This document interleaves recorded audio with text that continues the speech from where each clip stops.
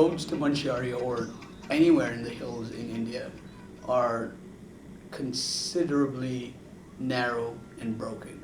One of the biggest reasons for that is constant weathering. Every year the roads change pretty much, and as you drive on these roads, you are sure to come to places where the roads are terribly broken, and you just have to pass 20 such places or 30 such places before even getting to Manchari.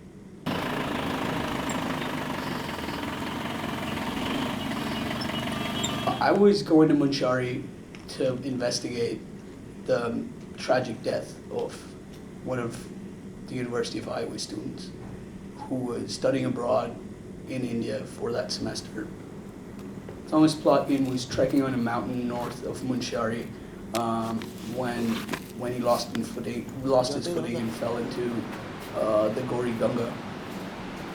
He was 1.5 kilometers away from a village called Leelam, and that was supposed to be their campsite for the night. I personally trekked on the same path as Thomas did to get to this spot and check it out for myself. And I have backpacked in the mountains in India before, and this was one of the relatively more difficult treks. The entire trek is very rocky, even though it's not too steep after a while. Your path is very rocky, and you have to cross many waterfalls, and the path does get really narrow at some point, so you have to be very careful while walking those points.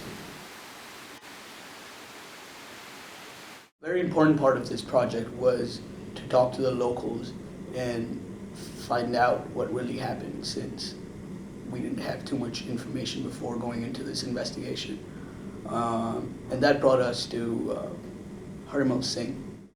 गए थे इसमें पहले तो वही लोग आए थे। यहाँ से जब वो वहाँ दुर्घटना हुई तो वो लोग नीचे चले गए, हमको बताए भी नहीं। उसके बाद में आए तो हमने कहा फिर वापस कैसे आ गए आप लोग? उन्होंने कहा यहाँ एक दुर्घटना घटी है।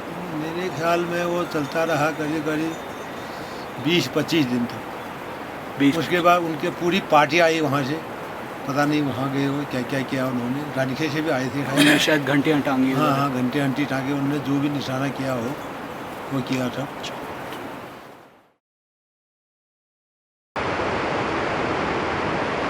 And also tied a black cloth on this branch here to mark the exact spot of this tragedy. Tom was a resident of Minnesota and was studying international business at the University of Iowa. He excelled at nearly everything he took on. School was too easy. Sports came too naturally. Thomas was never pushed, and I could see it growing up. He was bored. He was larger than life.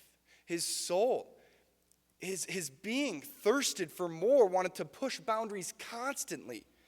And his curiosity continued to grow beyond that which his 6'3" frame, broad shoulders, and great abs could sustain. Thomas Levi Plotkin will live on through my actions of love. And Thomas, until we meet again, whether after this life or when I too have a soul that is worthy of escaping the cycle of rebirth, until that day when I get to see you again and ask if I have made you proud, may you always be my guiding light.